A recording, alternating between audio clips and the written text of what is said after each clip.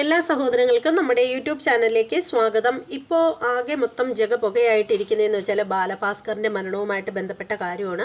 അതിനെതിരെ നമ്മുടെ ലക്ഷ്മി കൊടുത്ത ഒരു ഇൻ്റർവ്യൂ ഒക്കെ ഉണ്ടായിരുന്നു. ഞാൻ ആ ഇൻ്റർവ്യൂ ഒന്നും എടുത്ത് ഇടാനായിട്ടൊന്നും നിന്നില്ല. കാരണം ലക്ഷ്മി പറഞ്ഞ കാര്യങ്ങൾ തീരെ സത്യസന്ധമല്ല എന്ന് എനിക്ക് തോന്നി. അതുകൊണ്ട് തന്നെയാണ് അതെന്തുകൊണ്ടാണ് അങ്ങനെ തോന്നിയത് എന്നൊക്കെ ചോദിച്ചാൽ അത് ഒരുപാട് പറയേണ്ടി വരും. അതുകൊണ്ട് അതിലേക്കൊന്നും പോകുന്നില്ല. തൽക്കാലം ഇപ്പോൾ വന്നതെന്ന് പറഞ്ഞാൽ പുതിയൊരു ഇൻ്റർവ്യൂ വന്നിട്ടുണ്ട്. ബാലഭാസ്കറിൻ്റെ അമ്മയുമായിട്ടുള്ളൊരു ഇൻ്റർവ്യൂ വന്നിട്ടുണ്ട്. അപ്പോൾ ആ അമ്മയ്ക്ക് ഇതിലൊക്കെ എന്താണ് പറയാനുള്ളതെന്ന് വെച്ചാൽ അത് നമുക്ക് കേട്ടിട്ട് വരാം കേട്ടോ. അതിനുശേഷം നമുക്ക് ബാക്കി കാര്യങ്ങളെക്കുറിച്ചൊക്കെ അങ്ങോട്ട് പോവാം. വലിയ വീട് വെച്ചാലേ സമൂഹത്തിലൊരു വില കിട്ടത്തുള്ളൂ. ഡിസ്ചാർജ് ചെയ്യുമ്പോൾ അവിടുത്തെ ഡോക്ടർ പറഞ്ഞത് വലിയ കുഴപ്പമൊന്നുമില്ല, ഓക്കെയാണ്. സോബി പറയുന്ന പോലെ വല്ലവരും ബലം ചെയ്തതായിരിക്കുമോ, എവിടെ വെച്ച് ഉപദ്രവിച്ചു എന്നൊക്കെയാണ് സോബി പറയുന്നത്. ബാലുവിന്റെ വാലറ്റും മൊബൈലും അങ്ങനെയുള്ള സാധനങ്ങളും ഒക്കെ ഈ അടുത്ത് കൂടെ നടക്കുന്ന അയാളുടെ കയ്യിലായിരുന്നു. ഈ ചെയ്യുന്നൊക്കെ കള്ളം അച്ഛനെയും അമ്മയൊക്കെ അറിയിക്കാതെ കള്ളത്തരത്തിലൊക്കെ അല്ലേ ഈ കല്യാണം. ഈ ബാലുവിന്റെ കല്യാണം വന്ന സമയത്തെ അപ്പോൾ ഈ അമ്മ പറഞ്ഞ കാര്യങ്ങൾ കേട്ടില്ലേ? അവർ തന്നെ ചോദിക്കുന്നുണ്ട് ഈ സോബി പറഞ്ഞ കാര്യത്തെക്കുറിച്ചിട്ടും അതുപോലെ തന്നെ ബാലുവിൻ്റെ പേഴ്സും അതുപോലെ പേഴ്സും മൊബൈലും ഒക്കെ മറ്റേ അയാളുടെ കയ്യിൽ വന്ന തമ്പിയുടെ കയ്യിൽ വന്ന കാര്യത്തെക്കുറിച്ചൊക്കെയാണ് അമ്മ പറയുന്നത്. പിന്നെ ലക്ഷ്മിക്കെന്ന് പറഞ്ഞാൽ വലിയ വീടൊക്കെ വേണം, അങ്ങനെയൊക്കെയുള്ള ഒരു ചിന്താഗതിയൊക്കെ ഉള്ള ഒരു പെൺകുട്ടിയായിരുന്നു ലക്ഷ്മി എന്നാണ് അമ്മ പറയുന്നത്. ഇനി അമ്മയ്ക്ക് പറയാനുള്ള ബാക്കി കേൾക്കാം. അവര് ഈ കൈരളി ടി വി തീർക്കുന്നേരം ഇതുണ്ടായിരുന്നു. അതിൻ്റെ അകത്ത് പറയുന്നുണ്ട്, ശരിക്കും പറഞ്ഞാൽ ഇത് പെട്ടെന്ന് ഒരു മാസം കൊണ്ട് ഇപ്പൊ ഒരു 1.5 വർഷം ഇത് കഴിഞ്ഞ പിന്നെയാണ് അവളും ഒരു ശമ്പളം മൂളിയതെന്നുള്ളത് പറഞ്ഞു ലക്ഷ്മി. പിന്നെ ഞാൻ ചോദിക്കുന്നത്, അന്നും ബാലുവിന് കുറച്ച് പ്രോഗ്രാംസ് ഒക്കെ കിട്ടിക്കൊണ്ടിരുന്നില്ലേ? അപ്പൊ എന്തിനും പൈസ കയ്യിൽ ഇല്ലെന്ന് ഉള്ളതില്ല, അന്നും കുറച്ച് അത്യാവശ്യം അതിനു മുമ്പ് കിട്ടിത്തുടങ്ങി. അപ്പൊ ഈ കൂട്ടുകാര് പലരും 200-300 വാങ്ങിക്കും. അങ്ങനെ ഞങ്ങള് അവന്റെ അക്കൗണ്ടിലെത്തി, post office account, post master ആണല്ലോ, അതും അങ്ങനെ കുറെ സേവ് ചെയ്തു. ഞാൻ KSFE ഒരു അക്കൗണ്ട് തുടങ്ങിയിട്ട് അതിൽ കുറച്ചിടും. പിന്നെ സൂര്യസമുദ്ര എന്ന് പറഞ്ഞൊരു ഹോട്ടലില് ഫോറിനേഴ്സ് ഒക്കെ വരുന്നിടത്ത് പ്രോഗ്രാം കിട്ടുമായിരുന്നു. അല്ല, ഇവിടെ കിട്ടുന്ന അവസരങ്ങളെല്ലാം അതിന് കാശ് അത് കിട്ടും. അച്ഛൻ വൈകുന്നേരത്തെ വരെയുള്ള ഡ്യൂട്ടി കഴിഞ്ഞിട്ട് ഒരു ബൈക്കിൽ ഇരുത്തി കൊണ്ടുപോകും. അപ്പൊ അത് ഒരു നല്ലൊരു എക്സ്പീരിയൻസ് ആയിരുന്നു വായിക്കാൻ അവരുടെ മുമ്പില്. തീരെ മോശമല്ലാത്ത കിട്ടും. പിന്നെ ഏതെങ്കിലും ഒരു പെർക്കഷൻ കൂടെ കൊണ്ടുപോകും, മൃദംഗമോ അല്ലെങ്കിൽ തബലയോ അങ്ങനെ ഏതെങ്കിലും ഒരു ഇൻസ്ട്രുമെന്റും കൂടെ കൊണ്ടുപോയിട്ട് അത് ആസ്വദിക്കാൻ കുറെ ഫോറിനേഴ്സ് ഒക്കെ കാണും. പറയുന്നുണ്ട് അന്ന് കല്യാണം കഴിഞ്ഞ സമയത്ത് അധികം. അപ്പോൾ ബാലുവിൻ്റെ അമ്മ പറയുന്നത് എന്താണെന്ന് വെച്ചാൽ ബാലുവിൻ്റെ പൈസയൊക്കെ കൂട്ടുകാരൊക്കെ മേടിക്കുമായിരുന്നു. 200-300 രൂപയൊക്കെ വെച്ച് മേടിക്കുന്നത് കൊണ്ട് അവർ ചെറുപ്പത്തിൽ തന്നെ അത് അമ്മയ്ക്ക് പോസ്റ്റ് ഓഫീസിൽ ജോലിയാണ്. അപ്പോൾ അതുകൊണ്ട് തന്നെ പോസ്റ്റ് ഓഫീസിൽ ഒരു അക്കൗണ്ട് എടുത്തിട്ട് അവിടെ ഇടുമായിരുന്നു എന്നും പിന്നീട് കുറച്ച് പൈസ അല്ലാതെയൊക്കെ സേവ് ചെയ്ത് വെച്ചിട്ടുണ്ടായിരുന്നു എന്നാണ് അമ്മ പറയുന്നത്. അപ്പോൾ അതുപോലെ തന്നെ അച്ഛൻ ബാലുവിനെയും കൊണ്ടിട്ട് വൈകുന്നേരങ്ങളിലൊക്കെ ഓരോ സ്ഥലത്തൊക്കെ ആയിട്ട് ഇതിനൊക്കെ പോയി ഈ വയലിൻ വായിക്കുന്നത് കൂടി അവിടെ നിന്നും ചെറിയൊരു എമൗണ്ട് ഒക്കെ കിട്ടുമായിരുന്നു. അതൊക്കെ സേവ് ചെയ്ത് വെക്കുമായിരുന്നു എന്നാണ് പറയുന്നത്. ഒന്നുമില്ല. അപ്പൊ ഞാൻ പിള്ളേരെ ട്യൂഷൻ പഠിപ്പിച്ചാണെങ്കിലും നിന്നെ നോക്കും എന്നൊരു വാക്ക് കൊടുത്തോണ്ടാണ്. വന്നാലും ഒരു 2-2.5 ലക്ഷത്തോളം അക്കൗണ്ടിലായിരുന്നു. അതുണ്ടായിരുന്നു. പിന്നെ ഇങ്ങനത്തെ പ്രോഗ്രാം അതുപോലെ അച്ഛൻ ആദ്യമേ വീടെടുത്തു കൊടുത്ത അച്ഛന്, പിന്നെ കട്ടില്, ഗ്യാസ്, പിന്നെ കല്യാണം കഴിഞ്ഞ് ആദ്യം പോയത് അച്ഛന്റെ അനിയന്റെ എറണാകുളത്തോട്ടാണ്. അവര് നല്ല രീതിയിൽ ബാങ്ക് മാനേജരൊക്കെ നല്ല രീതിയിൽ താമസിക്കുന്നവർ, അവിടെ ഒരു കുറവും വന്നില്ല. പിന്നെ ഇങ്ങനെ വന്നപ്പോഴത്തേക്ക് വീടെടുത്തു, വീട്ടു സാധനങ്ങൾ എടുത്തു, പിന്നെ അച്ഛൻ കൂടെ പോവും കുറെ സാധനം. ഞാൻ എനിക്കിങ്ങനെ ഒരു ഉള്ളിലൊരു തോന്നിയേ, ആ കല്യാണം കഴിച്ചു, അവള് മറ്റേ ഒരു മ്യൂസിക്കുമായിട്ടുള്ള ബന്ധങ്ങളില്ലാത്ത ഒരു കുടുംബമാണ്. വന്നു, എന്നാലും ഇഷ്ടപ്പെട്ടു. പുള്ളിക്കാരൻ പറയുന്നുണ്ട്, ഒന്ന് വെജിറ്റേറിയന്, രണ്ടാമത് ലക്ഷ്മി എന്നുള്ള പേര്. ഈ രണ്ടും ആണ് എനിക്ക്. അത് പറഞ്ഞോണ്ടാണ് ജോയി എന്ന് പറഞ്ഞ ഒരാളോട് പറഞ്ഞപ്പോ ഇങ്ങനെ ഒരാളാണെന്ന് പറഞ്ഞത്. അപ്പൊ ഞാൻ അന്ന് സാമ്പത്തികത്തിൽ നിങ്ങൾ രണ്ടുപേരും സർക്കാർ ഉദ്യോഗസ്ഥരുമാണ്, ബാലുവിനും അത്യാവശ്യം. അപ്പോൾ എന്തായാലും അമ്മ പറയുന്നത്, ഇവർ വിവാഹം കഴിച്ചെങ്കിലും ലക്ഷ്മി ബാലഭാസ്കർ വിവാഹം കഴിച്ചെങ്കിലും എല്ലാ സൗകര്യങ്ങളും ഇവർ ഒരുക്കി കൊടുത്തിരുന്നു എന്നാണ് പറയുന്നത്. അതുപോലെ തന്നെ വിവാഹം കഴിഞ്ഞ് ഫസ്റ്റിലെ ഇളയച്ചൻ്റെ വീട്ടിലായിരുന്നു കൊണ്ടുവരുന്നത്. അവരും അത്യാവശ്യം നല്ല സാമ്പത്തിക സ്ഥിതിയൊക്കെ ഉള്ള ആളുകളാണ്, അവിടെ നല്ല രീതിയിലാണ് അവർ കഴിഞ്ഞിരുന്നത് എന്നൊക്കെയാണ് പറയുന്നത്. ഇനി എന്താണ് പറയുന്നതെന്ന് കേൾക്കാം.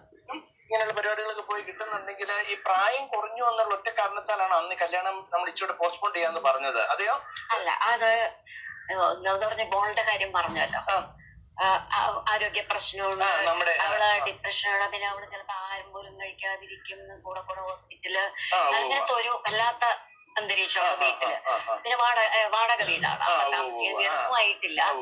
പിന്നെ വിദ്യാഭ്യാസം പൂർണ്ണമാവുന്നില്ല, എന്നെ സെക്കൻഡ് ഇയർ പഠിക്കുന്നേ ഉള്ളൂ. അപ്പോഴ് പിന്നെ അമ്മാവെന്നൊക്കെ പറഞ്ഞ കുറച്ച് കാര്യം നീ പഠിത്തവും എല്ലാം കുറച്ച് സീരിയസ് ആയിട്ട് എടുക്കുക. ഒരു നിമിഷം. കൂടെ ഹോസ്പിറ്റല്, അങ്ങനത്തെ ഒരു വല്ലാത്ത അന്തരീക്ഷമാണ് വീട്ടില്. പിന്നെ വാടക വീടാണ്, താമസിക്കാൻ ആയിട്ടില്ല. പിന്നെ വിദ്യാഭ്യാസം പൂർണ്ണമാവുന്നില്ല, എന്നെ സെക്കൻഡ് ഇയർ പഠിക്കുന്നേ ഉള്ളൂ. അപ്പോഴ് പിന്നെ അമ്മാവെന്നൊക്കെ പറഞ്ഞ കുറച്ച് കാര്യം നീ പഠിത്തവും എല്ലാം കുറച്ച് സീരിയസ് ആയിട്ട് എടുക്കുക. ഇവിടെ ഒരു വിരോധം ഉണ്ടാക്കാൻ പറ്റത്തില്ല. ഇങ്ങനെയൊക്കെ ചെയ്ത് കഴിയുമ്പോ അത് ഗുരുത്വദോഷമാവും. വീട്ട അംഗങ്ങളാരും സപ്പോർട്ടല്ല. അതൊന്നുമില്ല, അങ്ങനെ നോക്കിയിട്ട് ആരൊക്കെ ചേരത്തില്ല. അപ്പൊ അമ്മ പറയുന്നത് എന്താണെന്ന് വെച്ചാൽ, ലക്ഷ്മി എന്ന് പറയുന്ന പെൺകുട്ടി ചെറിയൊരു എന്താണ് ഡിപ്രഷൻ്റെ ഇതൊക്കെയാണ് അമ്മ പറയുന്നത്. അതുപോലെ തന്നെ വിവാഹത്തിൻ്റെ കാര്യമൊക്കെയാണ് അമ്മ പറയുന്നത്. അങ്ങനെയൊക്കെ ഉണ്ട്. അപ്പോൾ പഠിത്തമൊന്നും പൂർത്തിയാവാത്തതൊക്കെ അതിൻ്റെ ഒരു ഇതാണ് എന്നിങ്ങനെ പറയുകയാണ്. അതായത് അതൊക്കെ കൊണ്ടാണ് ഇവരാദ്യം വിവാഹത്തിന് എതിര് നിന്നത് എന്നൊക്കെയുള്ള രീതിയിലാണ് പറഞ്ഞു വരുന്നത്. ഇനി ബാക്കി കേൾക്കാം. ബാലുവിന് രണ്ടാം വിവാഹം നടക്കുന്നൊക്കെയാണ് അവരോ പറഞ്ഞത്. നമ്മൾ മാത്രം വെച്ചിട്ട് നോക്കിയിട്ട് ചേരത്തില്ല. അല്ലല്ലോ, ഇത് നമ്മൾ ഇടപെടുന്നില്ല. അങ്ങനെ ഇതിപ്പോ ഈ യൂണിവേഴ്സിറ്റി കോളേജില് ഒരു എന്റെ കൂടെ സ്കൂളിൽ പഠിച്ചിട്ടുള്ള ഒരു അധ്യാപകനുണ്ടായിരുന്നു. അദ്ദേഹം എന്നെ വിളിപ്പിച്ചിട്ട് പറഞ്ഞു, മോൻ ഇങ്ങനെ ഇവിടെ ഒരു ബന്ധം ഉണ്ട്, അത് ശരിയല്ല, അവൾക്ക് വേറെ ഫിക്സ് ചെയ്ത് വെച്ചിരിക്കുന്നതാണ്. അപ്പൊ ഞങ്ങൾ അവനെ ഉപദേശിച്ചിട്ടുണ്ട്, ഇത് മാറണം, ശരിയല്ല, അവന് കേട്ടിട്ടുണ്ടെന്നാണ് തോന്നുന്നത് എന്നൊക്കെ പറഞ്ഞു. ഇവന് പറ്റിയതല്ല എന്ന് പറഞ്ഞു, മോന് പറ്റിയ ഒരു ബന്ധമല്ല എന്ന് പറഞ്ഞു. പിന്നെ പോസ്റ്റ് ഓഫീസിലുള്ള ഒരു സ്റ്റാഫ്, ബാലഭാസ്കറിന് പറ്റിയ പെൺകുട്ടിയല്ല ഈ പറയുന്നത് പോലെ ലക്ഷ്മി എന്നും, ലക്ഷ്മിക്ക് വേറൊരു ബന്ധം അവർ പറഞ്ഞ് ശരിയാക്കി വെച്ചിരിക്കുകയാണെന്നൊക്കെ പറഞ്ഞിട്ട് ഇവരെ അറിയിച്ചിട്ടുണ്ടായിരുന്നു എന്നാണ് പറയുന്നത്. ഇവരുടെ ഒരു പരിചയക്കാർ ഇവരുടെ അടുത്ത് അതേക്കുറിച്ചിട്ടൊക്കെ പറഞ്ഞിട്ടുണ്ടായിരുന്നു എന്നാണ് പറയുന്നത്. പിന്നെ പോസ്റ്റ് ഓഫീസിലുള്ള ഒരാളും കൂടി പറഞ്ഞിട്ടുണ്ടായിരുന്നു എന്ന് പറയുന്നത്. അതുകൂടി കേൾക്കാം.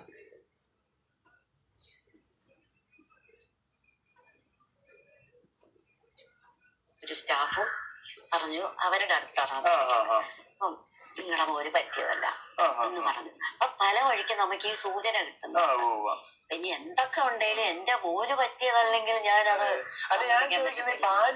ഈ പേരും വെയിറ്റർ എന്നുള്ള രണ്ട് കാര്യങ്ങളിലാണ് ജോയിയോട് പറഞ്ഞെന്ന് പറഞ്ഞത്. അതിന് മുമ്പ് ഈ ലക്ഷ്മിയായിട്ട് പരിചയങ്ങളും ഇല്ല. എനിക്കറിഞ്ഞൂടാ ഇത് എങ്ങനെ സംഭവിച്ചു. അതുകൊണ്ട് തന്നെ ഞങ്ങളിത് ട്രാപ്പാണോ എന്ന് വിചാരിക്കുന്നു. ചിലര് പറഞ്ഞു ഇവന്റെ വീഡിയോയിൽ എങ്ങാണ്ട് മോഡലായിരുന്നു, പാട്ട് അങ്ങനൊന്നും ഇല്ല, കലാപരമായിട്ടോ ഇങ്ങനെ. അവള് നല്ല ഏബിൾ ആയിട്ട് കാര്യങ്ങൾ ഇന്നത്തെ ഒരു ഇന്റർവ്യൂലൊക്കെ എല്ലാം പറയുന്ന നല്ല ബോൾഡ് ആയിട്ട്. അതെ, അതൊക്കെ നല്ല സാമർഥ്യമുള്ള. ശരിക്കും ഒരുപക്ഷെ ചിലപ്പോ അന്ന് അത്യാവശ്യം ജീവിക്കാനുള്ള ചുറ്റുപാടും കാര്യങ്ങളും ഉണ്ടായിരുന്നു. വീട്ടിലോട്ട് അങ്ങ് സ്വീകരിച്ചു പോയായിരുന്നെങ്കിൽ ചിലപ്പോ നമ്മുടെ കസ്റ്റഡിയിൽ അങ്ങ് നിന്ന്. പക്ഷെ ആ മോളുടെ ഒരു പ്രോബ്ലം അതല്ല, നേരത്തെ ഞാൻ പറഞ്ഞില്ലേ, നമുക്ക് പല വഴിക്കും കിട്ടിയ അഭിപ്രായം തന്നെ അത്. പിന്നെ നമ്മുടെ ഈ എല്ലാവരും കൂടെ ഒത്തുചേരുന്ന ഒരു അപ്പൊ ഞാൻ എന്റെ ബ്രദർ എന്ന് പറഞ്ഞ അച്ഛന്റെ സ്ഥാനത്ത് 2 വയസ്സ് വ്യത്യാസമുള്ളതിൽ അച്ഛന്റെ സ്ഥാനത്ത് കാണുന്ന ഒരാളാണ്. അവരെയൊക്കെ ധിക്കരിച്ചിട്ട് അവര് പറയുന്നതിന് വിപരീതമായിട്ട് ഞാൻ ചെയ്യത്തില്ല. അപ്പൊ അവരുടെയൊക്കെ അനുഗ്രഹത്തോടെയും സമ്മതത്തോടെയും ഭംഗിയായിട്ട് തന്നെ നമ്മുടെ കുടുംബപരമായിട്ട് ചെയ്യണമെന്നുള്ള ആഗ്രഹം. വിദ്യാഭ്യാസം എന്ന് പറഞ്ഞാൽ മൂത്തയാളൊന്നും ആയിട്ടില്ല. ഞങ്ങളെ പോലെയെങ്കിലും ഓരോ ജോലിയിലൊക്കെ ഒരു കേരള.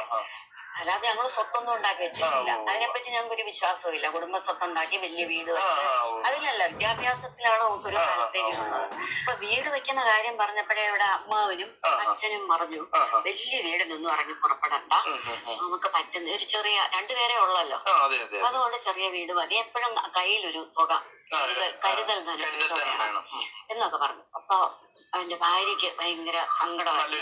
വലിയ വീട് വെച്ചാലേ സമൂഹത്തിൽ ഒരു വില കിട്ടത്തുള്ളൂ. അതെല്ലാം സ്വന്തമായിട്ട് ലോണൊന്നും ഇല്ലാതെ ബാല്യ സ്ഥലം മേടിച്ചു. അത് ലോണൊക്കെയാ, വീട് വെച്ചതൊക്കെ ലോൺ, കാറിന് ലോണായിരുന്നു ആദ്യം. പക്ഷെ അതെല്ലാം വീട്ടിൽ ഇത്രയും കാലം കൊണ്ട് ആയിരിക്കും. സാൻഡ്രോ എന്ന് പറഞ്ഞിട്ടൊരു കാർ ആദ്യം ലോണിലായിരുന്നു. അത് കഴിഞ്ഞിട്ട് വീടിനും അതുപോലെ ഒക്കെ പിന്നെ അടച്ചു തീർത്ത് കാണും. പിന്നെ വേറൊരു സ്ഥലം വാങ്ങിച്ചു, ഫ്ലാറ്റ്, സൺ ഹോംസിന്റെ ഒരു ഫ്ലാറ്റ്. ആദ്യത്തില് എല്ലാത്തിലും അച്ഛൻ ഡോക്യുമെന്റ് ഒക്കെ നോക്കി അച്ഛന്റെ കൂടെ ഒരു തൃപ്തി കൊണ്ട് അവരതൊക്കെ ചെയ്തു. അപ്പൊ ഈ കല്യാണം കഴിഞ്ഞ് വേറൊരു വീട്ടിൽ മാറി കഴിഞ്ഞ പിന്നെ ടീച്ചറിന്റെയും ഉണ്ണിച്ചേട്ടനും കസ്റ്റഡിയിലുണ്ടായിരുന്ന ആ ഒരു ഡിസിപ്ലിനും കൺട്രോളിങ്ങും പതുക്കെ മാറി അല്ലേ? ഞാൻ പറഞ്ഞു കോളേജില് പാരിപാലിച്ച് ചെന്നപ്പോഴേ കുറെ ഫ്രണ്ട്സ് ഡിഗ്രി തൊട്ട് ഈ കുറെ അവരപ്പോഴൊരു വർക്ക് ഈസ്റ്റ് കോസ്റ്റ് വിജയന്റെ കിലുക്കം 97 എന്ന് പറഞ്ഞൊരു വർക്ക് ചെയ്തു. ഹിറ്റായി. പിന്നെ ആദ്യമായി നീനക്കായി എന്ന് പറഞ്ഞ അങ്ങനെയൊക്കെ വന്നപ്പോൾ ആള് കുറച്ചങ്ങോട്ട് ഫേമസ് ആയി. പിന്നെ ഫ്രണ്ട്സിന്റെ തിരക്കായി. ഈ തമലൻ ജോയ് എന്ന് പറയുന്ന ആളും ഒക്കെ അവനെ ഒരു പൊസസീവ് ആയിരുന്നു എന്ന് വേറെ ഫ്രണ്ട്സ് പറയുന്നുണ്ട്. അങ്ങനെയൊക്കെ അവന്റെ ഫ്രണ്ട് എന്ന് പറയാൻ ഒരുപാട് പേർക്കും താല്പര്യം ഉണ്ടായിരുന്നു. പിന്നെ എന്തിനൊക്കെ ഞാൻ പറയില്ല, മോളുടെ അത് കുറച്ചുകൂടെ നമുക്ക് കൂടുതൽ പ്രശ്നങ്ങളായിരുന്നു. ആഹാരം കഴിക്കാതെ പിന്നെ അവളുടെ പ്രീ ഡിഗ്രി തൊട്ടുള്ള പഠിത്തമൊക്കെ തടസ്സമായി. ഹോസ്പിറ്റലിലൊക്കെ പലപ്പോഴും അഡ്മിറ്റ് ചെയ്യേണ്ടി വന്നു. ഇങ്ങനെയൊക്കെ അവൻ ഫേമസ് ആയി വരുംതോറും ഞങ്ങൾ വീട്ടിനകത്ത് കൂടുതൽ അനുഭവിച്ചുകൊണ്ടിരിക്കുവായിരുന്നു വിഷമങ്ങൾ. അതായത് ഒരു വശം തളർന്നു കിടക്കുന്ന ആളിന്റെ സ്ഥിതിയാണ്. എല്ലാ ദിവസവും നിങ്ങൾക്ക് ഈ ഓർമ്മ രാവിലെ തൊട്ട് വൈകുന്നേരം വരെ അത് പറ്റിയല്ലേ? രണ്ടു പിള്ളേരും ഇതല്ലാതെ പിന്നെ അടുത്ത ശിക്ഷ എന്ന് പറഞ്ഞ ചേട്ടന്റെ ഇതായിരുന്നു. മോന്റെ കഴിഞ്ഞിട്ട് പിന്നെ അടുത്ത ചേട്ടൻ നിങ്ങളോട് എല്ലാ മനുഷ്യരോടും കാണുന്നതിലുള്ള സമീപനം ഇടപെടലുമായിരുന്നു നിങ്ങളോടുണ്ട്. ഞങ്ങൾ തന്നെ താമസിക്കുന്നിടത്ത് ഇവിടെ കൂടുതൽ വരും. പ്രാക്ടീസ് വേണമല്ലോ. അമ്മാവന്റെ അടുത്തൊന്നും പഠിക്കാനും ഒക്കെ ആയിട്ട് ഭാര്യയായിട്ടും വരാറുണ്ട്. അമ്മ കാണുമല്ലോ. ഇവിടെ ആഹാരം കഴിക്കും അങ്ങനെയൊക്കെ ചെയ്യും. ഞങ്ങളുടെ വീട്ടിൽ ഞാനും മോളും അച്ഛനുമായിട്ട് താമസിക്കുന്ന വീട്ടില് ലക്ഷ്മി എല്ലാം കാലവാക്കാനൊക്കെ എല്ലാം രുചിയായിട്ടൊക്കെ ഉണ്ടാക്കാനൊക്കെ എല്ലാം അറിയാവോ? ഒന്നും എനിക്ക് തോന്നുന്നില്ല. അതെന്ന് വെച്ചാൽ അങ്ങനെയൊക്കെ ശീലിച്ചിട്ടില്ലാത്തതായിട്ടാ തോന്നുന്നത്. അഗ്നികോൺ എന്ന് പറഞ്ഞിട്ട് കിച്ചനും ഒക്കെ വലിയ ഗംഭീരമായിട്ട് ഈ ഒക്കെ അല്ലേ. പിന്നെ ഫ്രണ്ട്സിനും ഇഷ്ടം അവന്റെ പുറത്തു കൊണ്ടുപോയാൽ അവരുടെയും ഇഷ്ടം. കൂട്ടുകാരികളൊക്കെ ഉണ്ടെന്നോ? ഇന്നലെ ചർച്ച പറഞ്ഞിട്ടുണ്ടോ? ഒത്തിരി പേര് വിളിക്കും ആശ്വസിപ്പിക്കും എന്നൊക്കെ പറഞ്ഞോണ്ട് കുറച്ച് ലിമിറ്റഡ് ആൾക്കാരുമായിട്ട് എനിക്ക് വന്ന കലാകാരന്മാരുമായിട്ട് ഭാര്യമാരും ഒക്കെ ആയിട്ട് ഒരുപാടുണ്ട് ഇരിക്കണം. അവരുടെ അപ്പനും അമ്മ ഇപ്പോഴും ഉണ്ട് രണ്ടുപേരും അല്ലേ? അവരൊന്നിച്ചാ താമസിക്കുന്നത്. ബ്രദറും ഉണ്ട്. ബ്രദർ യൂണിവേഴ്സിറ്റി കോളേജിൽ പഠിപ്പിക്കുന്നു. അവിടെ പഠിക്കുകയായിരുന്നു. അപ്പോഴും ആള് പഠിക്കുന്ന കാലത്ത് ഒരു ബ്രൈറ്റ് ആയിട്ടുള്ള ഒരു കുടുംബമാണ് പഠിത്ത കാര്യങ്ങളിലൊക്കെ. അറിയില്ല അയാൾ എങ്ങനെയാലും ഇപ്പൊ കോളേജിൽ ജോലിയായി. പഠിത്തം എത്രയുണ്ടായിരുന്നു നമുക്ക് അറിയത്തില്ല. സംഗീതമൊന്നും ആർക്കും ഇല്ല. അവർക്ക് ശാരീരികമായ അസ്വസ്ഥതകളുണ്ട് ഇത്രയും വലിയ അപകടം വന്നപ്പോഴത്തെ എന്ന് ഓരോരുത്തരും പറയുന്നത്. അത് ഞങ്ങൾ നേരിട്ട് കണ്ടിട്ടില്ല. അപ്പൊ ഡിസ്ചാർജ് ചെയ്യുമ്പോ അവിടുത്തെ ഡോക്ടർ പറഞ്ഞത് വലിയ കുഴപ്പമൊന്നുമില്ല, ഓക്കെയാണ്, സർജറി കൊണ്ടൊക്കെ. അതിനിപ്പോ ഫിസിയോതെറാപ്പി മാത്രം ചെയ്താൽ മതി എന്നാണ്. ലക്ഷ്മി വീടിനെ ആശ്രയിച്ച അവരുടെ വീടിനെ ആശ്രയിച്ചാണ് അദ്ദേഹം സ്വന്തമായിട്ട് അവരുടെ വീട്ടിലാന്നാ തോന്നുന്നത്. ജീവിക്കാനുള്ളൊരു ചുറ്റുപാട് ബാലുമായിട്ട് ഉണ്ടാക്കി കൊടുത്തിട്ടുണ്ട്. അക്കൗണ്ടിലൊക്കെ ഉണ്ടായിരുന്നു. പിന്നെ ഇൻഷുറൻസ് ഒക്കെ ധാരാളം ഉണ്ട്. അല്ല അവള് ഞാൻ കടം മേടിച്ചോണ്ട് പോയ ആൾക്കാരൊന്നും ഒരു പൈസ പോലും നാളിതുവരെ തിരിച്ചു കൊടുത്തിട്ടില്ല. ഇന്നലത്തെ ഒരു ഇന്റർവ്യൂ പറഞ്ഞിട്ടുണ്ട്. പറയുന്നത് അറിഞ്ഞുകൂടാ. ഈ അപകടം നടന്ന സ്ഥലത്തൊക്കെ അന്ന് ഉണ്ണിച്ചേട്ടനൊക്കെ പോയിട്ടുണ്ട്. അതാണ് പറഞ്ഞത്. ഈ റോഡ് ഇങ്ങേപ്പുറത്ത് ഇടതുവശത്തെ കൂടിയല്ലേ പോണം. അഥവാ ഇനി ഡ്രൈവർ ഉറങ്ങിപ്പോയതാണെങ്കിൽ തന്നെ നേരെ അങ്ങ് പോവുകയല്ലുള്ളൂ. അങ്ങനെയല്ല, റൈറ്റിലേക്ക് തിരിഞ്ഞ് അപ്പുറത്തൊരു റോഡുണ്ട്, സർവീസ് റോഡ്. അതും ക്രോസ് ചെയ്ത് പോയാണ് മനസ്സിലായി. അതിലാണ് നമുക്ക് സംശയം. അതിപ്പോ എടുത്തു പോയി. അതിലാണ് നമുക്ക് സംശയം തോന്നിയത്. ഇടതുവശത്തെ കൂടി പോകുന്നത് പിന്നെ സാധാരണ നിയമം അനുസരിച്ചാണ്, ഈ ലോ ഓഫ് മോഷൻ അനുസരിച്ചാണ് അത് കണ്ടിന്യൂസ് പോകും. ഉറങ്ങിപ്പോയാൽ അങ്ങ് പോയി അവിടെ എവിടെയെങ്കിലും പോയി ഇതങ്ങനെ ഇതിങ്ങനെ വലത്തോട്ട് തിരിഞ്ഞ് പോയി ഇടിച്ചിരിക്കുകയാണ്. എന്താണ് കാര്യം എന്ന് അറിഞ്ഞൂടാ. ജോർജ് ജോസഫ് സാറ് പറയണത് ഇവനെ ആരും ചേസ് ചെയ്തിട്ടുണ്ട്. ഇപ്പോൾ ലക്ഷ്മി എന്തുകൊണ്ട് കേട്ടില്ലേ? ഈ അച്ഛനും അമ്മയും പറയുന്ന കാര്യങ്ങൾ കേട്ടില്ലേ? അവർ പറയുന്ന കാര്യങ്ങൾ സത്യസന്ധമാണെന്ന് തന്നെയാണ് എനിക്ക് തോന്നുന്നത്.